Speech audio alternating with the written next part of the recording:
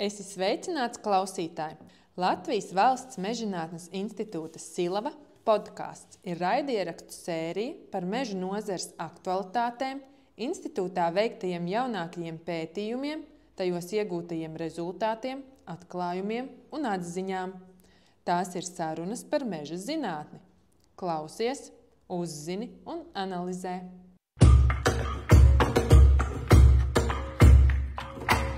Esiet sveicināti Silavas podkāstā. Šodienas tēma – ģenētika un ģenētiskie pētījumi Mežzinātnes institūtā Silava. Man ir tas gods šodien sarunāties ar Silavas vadošo pētnieku, ģenētisko resursu centru vadītāju Dainu Runģi. Sveicināts! Labdien! Vienā no iepriekšējām podkāstu epizodēm jūsu kolēģi jau pastāstīja par Latvijas laukaugu sēklu banku, kas ir Silavas ģenētiķu pāraudzībā. Bet šodien man ir iespēja ar jums iepazīties tuvāk un uzzināt vairāk par to, ko Silavā dara ģenētiķi. Jāsaka, ka es jau veicu mazu izpēti internetā, un tāpēc man noteikti ir jāpajautā, kā molekulārais ģenētiķis no Austrālijas nokļuva Silavā, Latvijā. Silavā strādāju kopš 2006. gada laikam, un es uzaugu, izmācījos, ieguvu doktora grādu Austrālijā, kur es disertāciju izstrādāju par DNS marķieru izmantošanu kokvilnas selekcijā.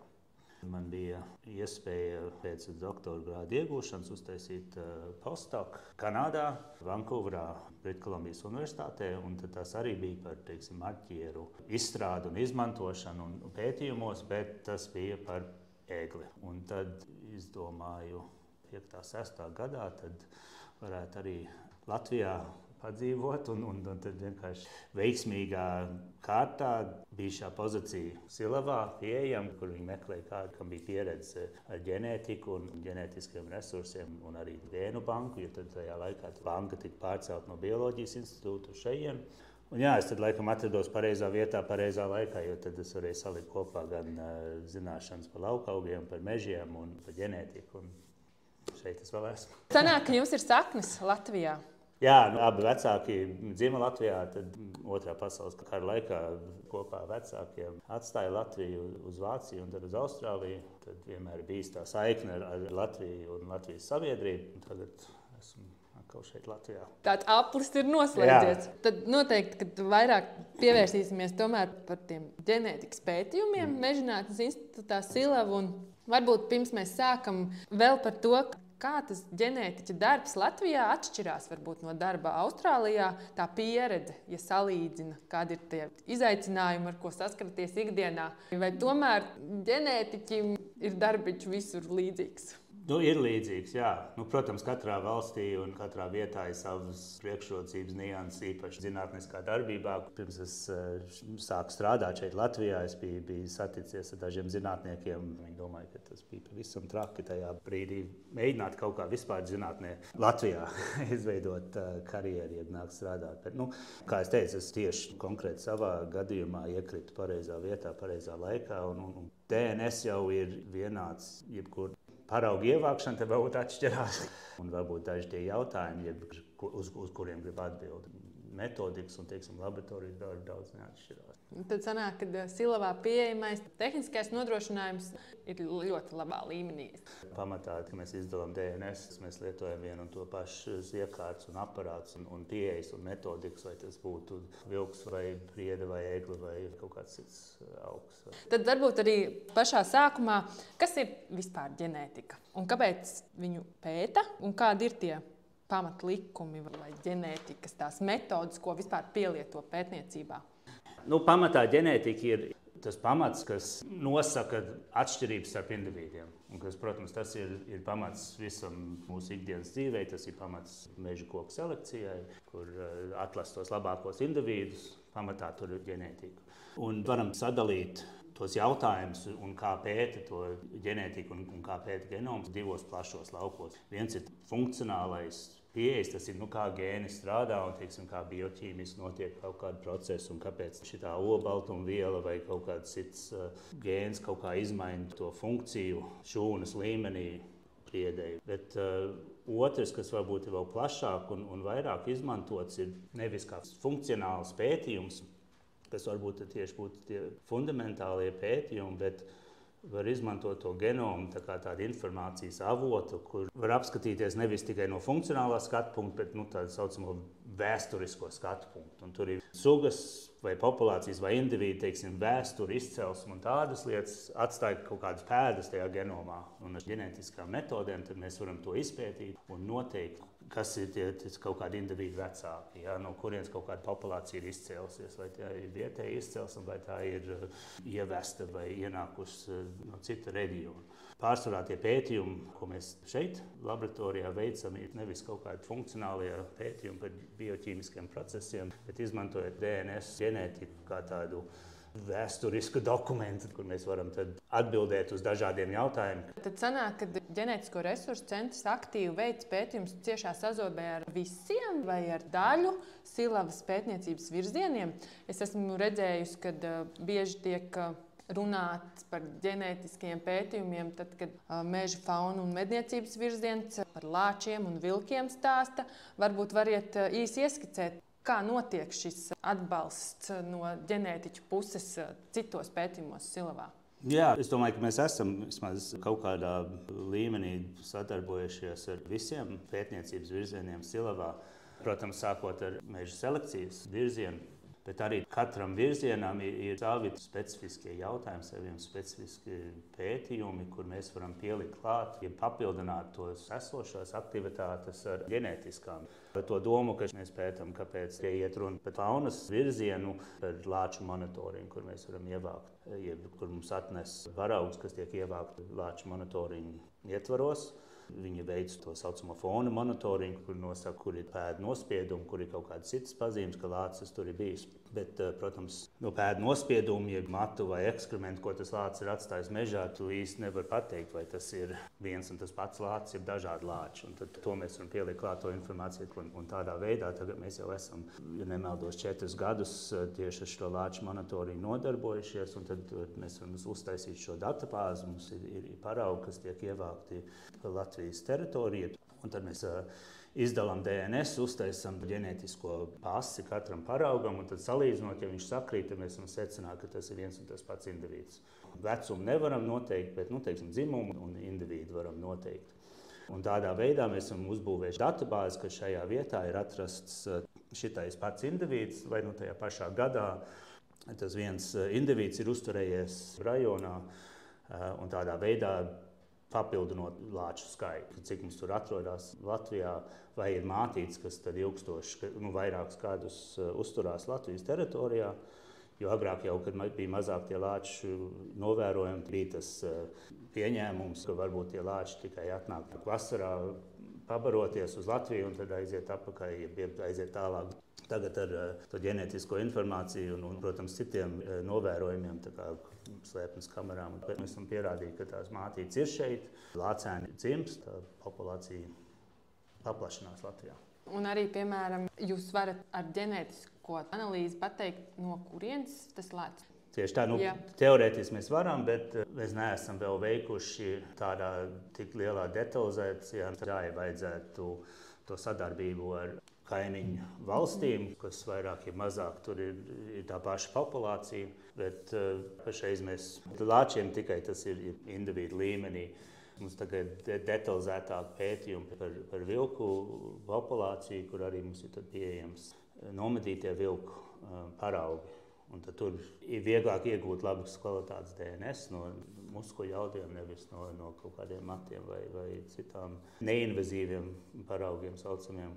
Un par to vilku monitoringu tad mēs arī varam veikt tās detalizētākās ģimenes struktūras pētījumus. Un vai tie vilki, kas ir nomedīti vienā vietā dažādos gados, vai tie ir radniecīgi, vai vilki, kas ir nomedīti vienā laikā, vai tie ir no vienas ģimenes, cik daudz, vai mēs varam atrast radniecīgus individus, kas ir dažādās Latvijas reģionos, austrumos un rietumos, vai kaut kādas šķēršļi, kas ierobežo dzīvnieku kustību. Kaut vai starp Kurzem un Vidzem un Latgali. To ģenētisko monitoringu var atbildēt šos jautājumus daudz detalizētāk nekā varētu citādi.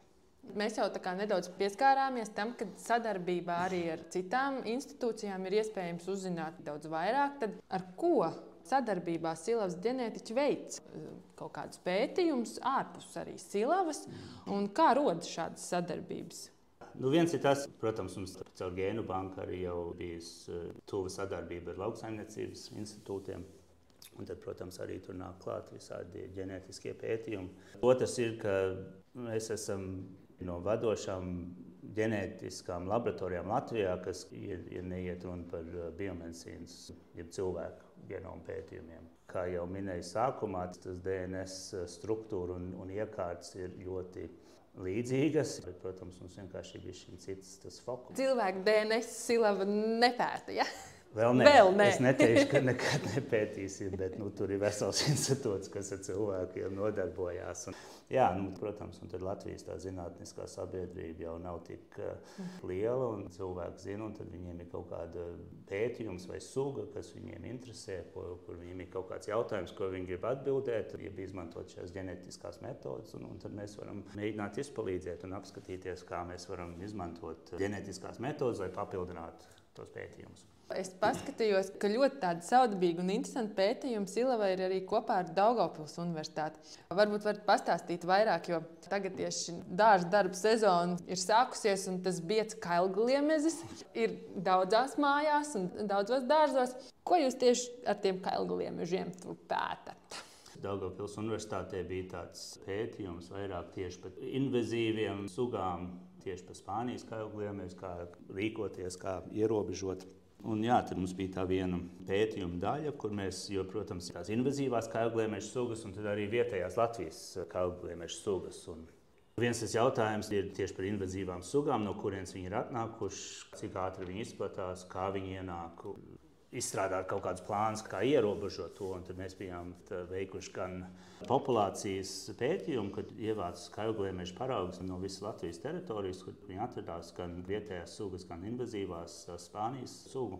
Un tad mēs ar DNS marķieriem uztaisījām analīzi, un tad mēs varam salīdzināt. Un ko mēs atradām, ir, ka lielākā daudzveidība ir tieši pie stādaudzētavām, kas tad norāda uz to faktu, ka ienākšanas vieta ir tieši ar stādiem, stādaudzētavās. Tur arī mēs izmantojam to pašu metodiku, kas bija izmantots plašākā pētījumā, kur bija paraugi no visas Eiropas. Un tad mums bija tā datubāze, ko mēs varam salīdzināt. Izcelsme, bet šī gadījumā tas Spānijas kailgliemezis ir krušķstērs pa visu Eiropu gājis, un mēs nevarējām noteikt, ka viņš nāk no šitās vietas. Tātad izcelsme nav viena, un arī neredzējām nekādus pierādījumus, ka viņš ļoti tur hibridizējās ar vietējām sugām, bet viņš noteikti izspiež tās vietējās sugas. Tur mēs redzam, ka arī tajās vietās, kas nav pie stādaudzētavām, viņš ir tās invazīvās sugas un ka viņas tomēr ir iesakņojušās. Varbūt var pastāstīt vairāk par to pētījumu māju skorpions. Arī Daugavpils Universitātē man nācās arī paskatīties. Ir pat aizsargājums tāds zirnekļveidīgs dzīvnieciņš. Kā jūs pašus tos skorpioniņus ņēmāt paraudziņus? Ko jūs ar viņiem darījāt? Šitais ir arī mums tāds jaunums, un burtiski līdz šim mums ir viens paraugs spirtā atnācis. Bet pētījums nopietni, man liekas, tikai sāksies šogad. Bet tā doma ir, kā minēju, ka tā ir aizsargājumā suga, bet viņi laikam dzīvo koku dobumos. Un, protams, tad apsekot to, noskaidrot, cik viņi izplatīti ir un atrast viņi ir grūti, un tad tas radās tā doma to pētījumu veikt un izmēģināt, vai mēs varam izmantot kaut kādas ģenētiskas metodas, noteikt, vai tā suga kā tāda ir kaut kad bijusi tajā vienā dobumā. Un tas ir, teiksim, savādāk kā tie pētījumi, ko mēs tagad līdz šim esam pārunājuši, ka tas, teiksim, indivīds ir tas pamatu pētamais objekts. Šī gadījumā mēs vienkārši gribam noskaidrot, vai tā suga ir bijusi kaut kur vai nē. Un tad tur mēs varam arī izmantot DNS pēdas, kas ir raksturīgi tieši tai sugai, jo, protams, atšķirības starp sugām arī parādās DNS līmenī. Redzēsim, kas tur sanāks. Tā doma ir tad ievākt paraugus, kas atrodas tajos koku dobumos, izdalīt kopējo DNS un tad meklēt tieši to specifisko māju skorpionu sekvenci tur iekšā. Nu, ja mēs varam atrast tās sekvences, tad mēs zinām, ka viņš kaut kādā brīdī tur ir bijis, vai no tagad, jeb agrāk. Un tādā veidā palīdzēt ar pētījumu, to izplatību noteikšanu. Mums nav jāredz to dzīvnieku kā tādu, jāpieķer viņu aiz kājas, jeb aiz astes, jeb kā, bet mēs varam ar DNS metodēm noteikt, vai viņš tur bijis kaut kādā vietā. Tas ir ļoti interesanti, ka viņa pēdas meklēt. Kopumā man rodas tāda sajūta, ka tā sadarbība, protams, nenotiek tikai ar Daugavpils universitāti. Droši vien ir sadarbība, to pašu Latvijas universitāti, arī Latvijas biozinātņu un tehnoloģiju universitāti, kas kādreiz bija Latvijas lauksaimniecības universitāte.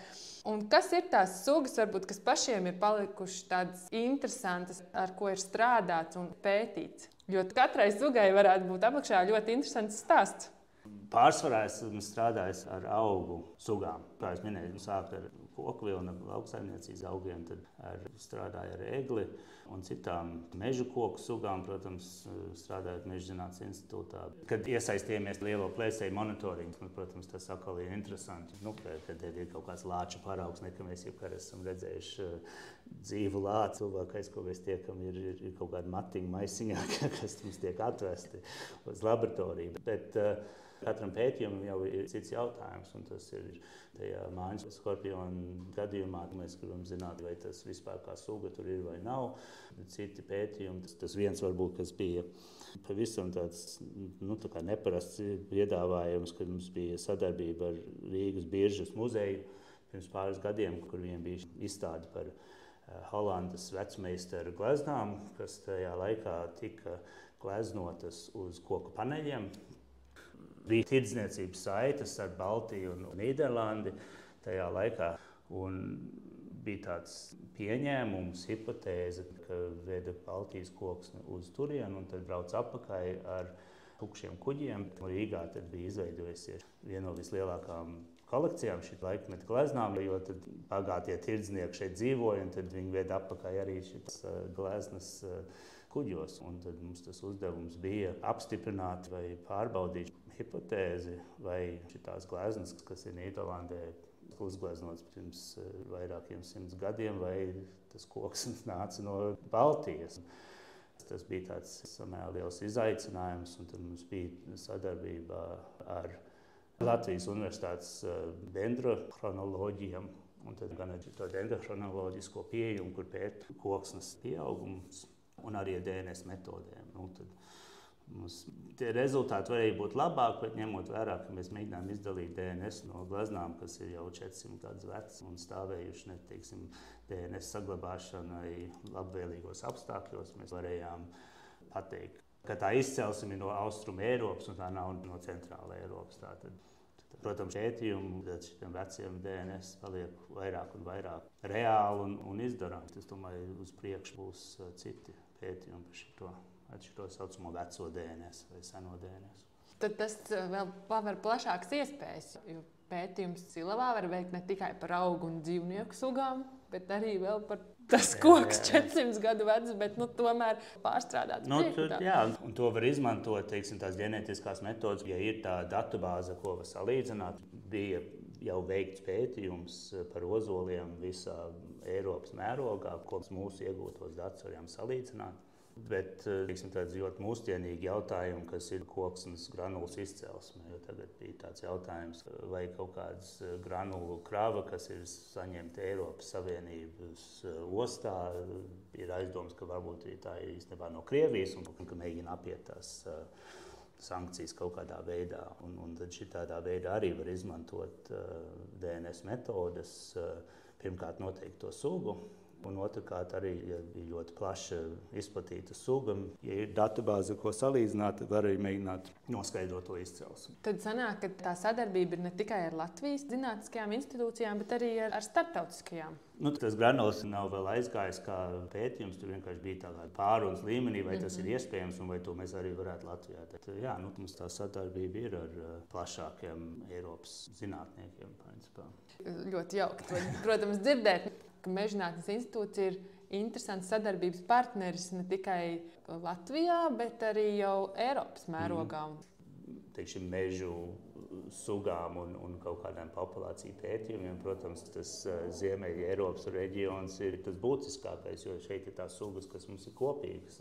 Un, teiksim, ar Ziemeļa Ameriku tās sugas varbūt ir savādākas, bet tās pieejas, kas varētu būt kaut vai par izpētes metodēm, jeb faunas menedžmentu kaut kādu jautājumiem, tad, protams, tie izaicinājumi un tie jautājumi ir līdzīgi dažādās valstīs un dažādos pasaules reģionos. Jā, tie ģenētikas pētījumi, tāda eksotiska lieta, izklausās tāls un nesasniedzams. Es gribēju vēl pajautāt par to sadarbību ar lauksaimniecības institūtiem. Ja mēs domājam, kartupeļu šķirnes, ir viešu, miežu, dažādas graudaugu šķirnes, kādas ir tās sadarbības formas šajā laukā? Pamats ir par ģenētiskiem resursiem. Jo mums arī nav tikai tās sēklas, kas atrodas šeit Silavā, Saldētavās, bet Dobelē ir augu un ogulāju lauku kolekcijas, kas tiek tur uzturētas. Un tad, protams, tur arī ir tie ģenētiskie pētījumi. Viens piemērs, kas mums tagad nesen beidzās, bija sadarbība ar Priekuļu institūtu par miežu vai graudaugu selekciju. Un viņiem ir tas mērķis izveidot tādas daudzveidīgas šķirnes, kuras varētu izmantot bioloģiskai lauksaimniecībai. To domu, ka līdz šim izmantojot modernās šķirnes, tad tā daudzveidība samazinās un tur vajag lietot pesticīdus un apmēslojumu. Viņi taisa heterogēnās populācijas, kur ir dažādi tā daudzveidība. Tad mēs arī varam izmantot šos marķierus, lai sekot līdzi. Un tad tur viņi audzēja dažādos apstākļos jau, man liekas, gandrīz 10 gadus. Tad mēs varam skatīties, kas tur paliek, kā tā ģenētiskā daudzveidība izmainās tajā laika gaitā, vai viņi palielinās vai samazinās bioloģiskos apstākļos, salīdzinot ar konvencionāliem apstākļiem un tā. Tiešām, kur mēs varam izmantot šīs zināšanas, ir tik plašas, ka arī nākamajā epizodē mēs pat varētu izvērst kādas konkrētas tēmas, koku sugām un to selekciju un ģenētisko analīzi. Viens piemērs ir Latvijā purva un ārbērs. Un ne visi var un nevienmēr ir iespējams atšķirt šīs koku sugas. Un tad arī šis ir veids, kā mēs varam noteikt, kura tad ir īstā tā koku es domāju, jā, un šie ģenētiskie pētījumi un tās metodas, protams, attīstās. Un īpaši pēdējos 10 gados viņas paliek pieejamākas plašākiem jautājumiem. Agrāk viņi bija tehniski daudz grūtāki, specifiskāki, un tā informācija, ko iegūst, bija salīdzinoši maz un varbūt neatmaksājās ieguldīt to naudu. Bet tagad, pēdējos 10, 15 gados, viss tas ir pilnīgi apgriezies otrādi, ka tagad ir iespējas, ka visu genomu var nosekvenēt par pāris €100 un iegūt šo informāciju. Tagad ir tā otrā problēma, ka mums salīdzinoši viegli un ātri iegūt šo ģenētisko informāciju un tās sekvences, bet ir tās analīzes, kas tagad ir agrāk, pirms 20 gadiem, tad varbūt nostrādāja laboratorijā gadu un tad pāris nedēļas tad analizēja tos datus, un tagad tas ir pilnīgi otrādi nostrādā 1 vai 2 nedēļas laboratorijā un tur analizēja veselu gadu. Un tas arī kāpēc tad ir iespējas sadarbībai pavērušies, jo tie jautājumi, ko var atbildēt, ir daudz plašāki. Un tāpēc arī mums ir bijis jau kopā ar Imantu Baumanu par tiem bērziem un bērzu hibridizāciju jautājumiem, bet tajā laikā mums varbūt arī nebija tik liels tās iespējas ģenētiski izpētīt. Un es domāju, ka tagad mums būtu iespēja dziļāk izpētīt tieši to hibridizāciju un dažādas jautājumus. Tā kā darīt ir un idejas, ko darīt, arī ir. Jā, vienmēr būs ko darīt un arī jaunas idejas un virzieni, protams, ir vienmēr kaut kādi. Tad es teikšu paldies par sarunu un noteikti tiksimies arī kādā nākamajā epizodē, kur vēl vairāk uzzināt un izzināt šo ģenētisko analīžu iespējas ne tikai mežzinātnē, bet vispār zinātnē un arī ne tikai zinātnē. Paldies! Paldies!